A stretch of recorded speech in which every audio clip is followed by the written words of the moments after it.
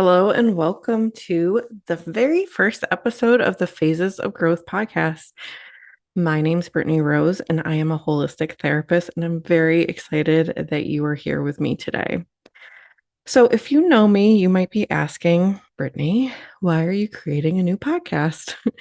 I do already have a podcast currently with my partner, Jonathan. We co-host a paranormal stories podcast called Strange Stories with the Seeker and the Skeptic. And I love doing that podcast very much. It is a lot of fun to talk to people who have had strange experiences, ghostly encounters, UFO sightings, that type of thing.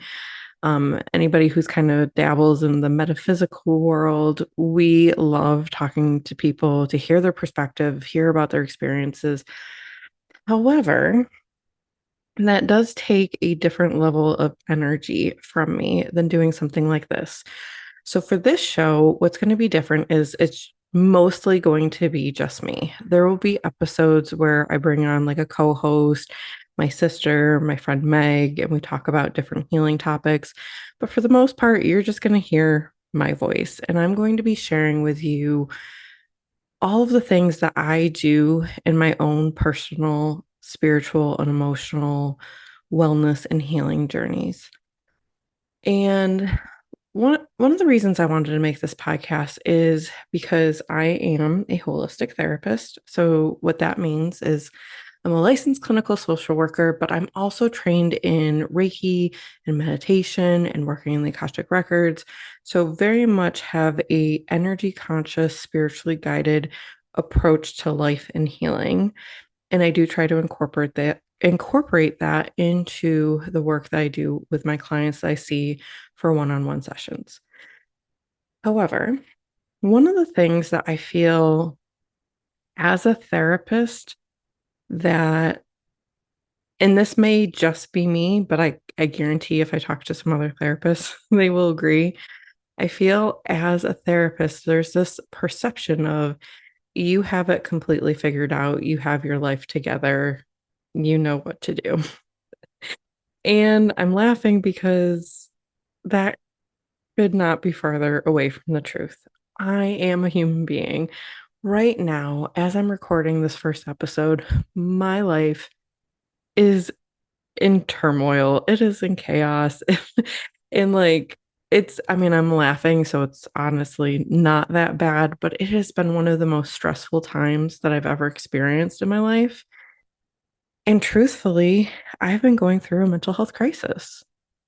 However, the reason why I want to make this podcast is first normalize that everybody at some point in their life will have a mental health crisis and struggle with their mental health. So that's one. But two, because I do have maybe some more knowledge than people who are not in the mental health field or the spiritual field, I want to share with you as I go on this journey into the next phase of my life, my next phase of growth.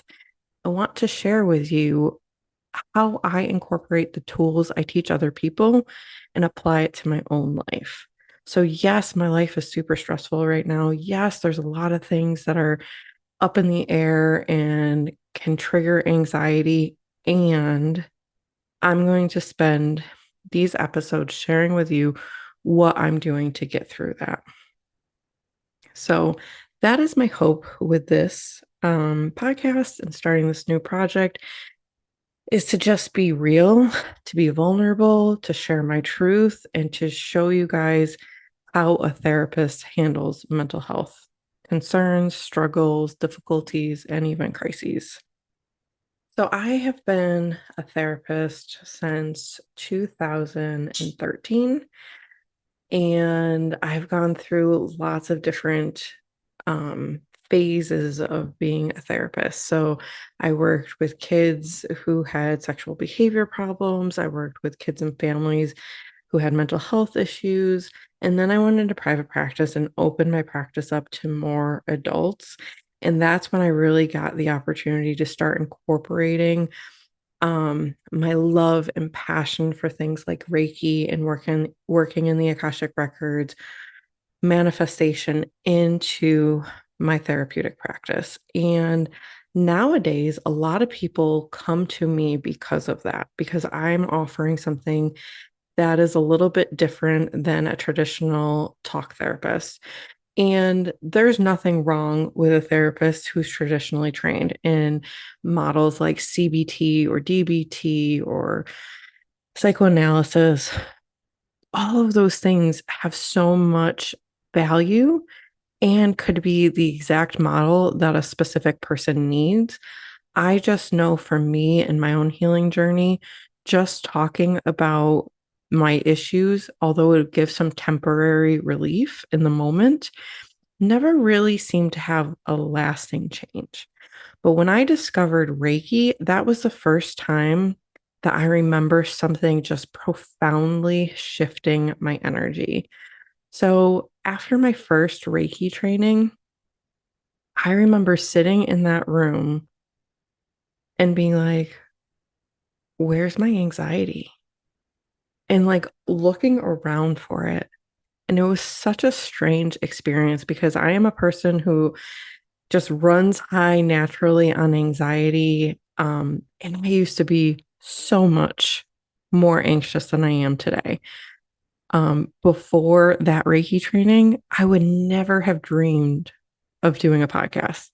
Never in my wildest imagination would that have been something I considered for myself. I would just never have felt comfortable putting myself out in that way. And so going through level 1 of Reiki, it was like, oh my God. It was just such a crazy experience to be like, this is what other people feel like. Like they don't have this constant like heart racing and pressure and just racing thoughts and chronic tension in their body. Like that's what I was experiencing every single moment of every single day. And then going through level 1 of Reiki was like gone. And that is not to say that I do not experience anxiety. I most certainly do. However, now it's like so much more uncomfortable than it used to be in the past because it's not as familiar to me as it used to be. Because I go for much longer stretches without kind of feeling that inner turmoil, that inner tension. That now, when it presents itself, it's like, oh, it does not feel comfortable. But I also have other tools. So Reiki definitely can help with anxiety. It has been proven scientifically, there's been lots of research done on Reiki that it does help relax your nervous system. So Reiki is a wonderful tool for anxiety. And I keep talking about Reiki as if everybody who's listening knows exactly what it is. So if you do not know what Reiki is, I apologize. Let me explain. Reiki is a Japanese energy healing modality. Reiki stands for Universal Life Force. And so basically, a Reiki practitioner becomes a channel, a conduit to receive high frequency energy from source, whatever you believe is, your divine God, spirit, all that is, whatever feels right for you. You're just opening yourself up to that energy from the universe and it is pouring into you. And then you can channel it to other people, situations, animals, the earth, whatever it is, yourself, especially. I do self Reiki every single day. It's very important to me as part of my healing practice. But anybody can become a Reiki practitioner. Reiki within is every living human being. It is the energy that creates us all.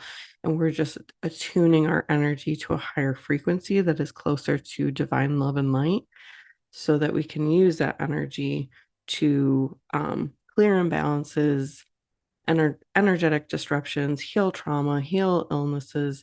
And I know during my Reiki training, we were kind of taught like, don't talk about it as healing, talk about it as like balancing, because of liability, et cetera, et cetera.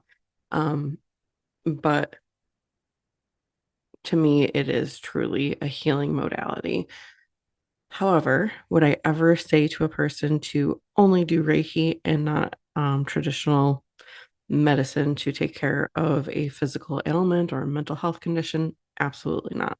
I believe that all the things that I'm going to talk about here on this podcast, it is complementary. We do it together. So it is not just a one thing healing. Reiki is going to heal you and you don't have to do anything else to take care of yourself. Absolutely not. It is a tool, and many tools should be used on this journey. Something that I'm very, very passionate about that was another life-changing modality for me is when I started learning about internal family systems. So, internal family systems is a model of therapy that is evidence-based, developed by Richard Schwartz, and it holds the premise that everybody has multiple parts of themselves. So, think the movie Inside Out, right? There's joy, there's anger, there's sadness, there's fear, disgust. So there's these basic kind of emotions that all have their own personalities, their own ideas, their own beliefs, their own consciousness. And the premise of internal family systems is that is true, right?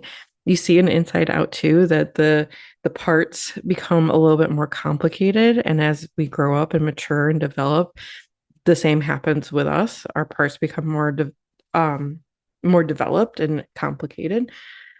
So internal family systems teaches you how to unblend from those parts, hear what's going on, really understand kind of the things that we keep hidden in the shadows of our subconscious that's driving our behaviors, right? Why am I binge eating on ice cream? Oh, because that is a source of comfort, or I'm trying to create a buffer of protection in my body so I'm not feeling everybody's emotions as deeply. Like I've literally had parts of me tell me that's the reason for certain behaviors. Whereas if I was just sitting here normally, I wouldn't have been able to access that. So with internal family systems, we hear the part story, we we understand, we bring in our own higher self energy to help work with the part, help comfort and nurture the part. And when that part is ready to let go of their behavior or their burden, then there's a releasing process. So I started learning about that model and just was immediately hooked. It felt right. I started working. I think I was already naturally working with my own parts before I came to internal family systems. And then it just kind of like sunk into place what I was already naturally doing with my own consciousness. And then I went through internal family systems therapy with a trained therapist so that I could learn from her, but also work on my stuff. And that is when my entire life changed. When I went through internal family systems therapy, I shed so much of what was holding me back and keeping me trapped in a very unhealthy marriage, very unhealthy lifestyle. And so through that process, I changed my entire life. So those are some of the things that I'm going to share more with you about what's been life changing for me. And I would say, like, every week, I'm still trying new things. Like, I just tried somatic yoga for the first time the other day, and it was such a weird experience. Like you're yawn, like they're prompting you to yawn throughout the entire yoga practice. But I felt amazing after I did that. I loved it so much. So those are the types of things I'm hoping to share in this podcast. It's just my experiences, what's worked for me, what I'm trying, where I'm going, where I'm at in this journey.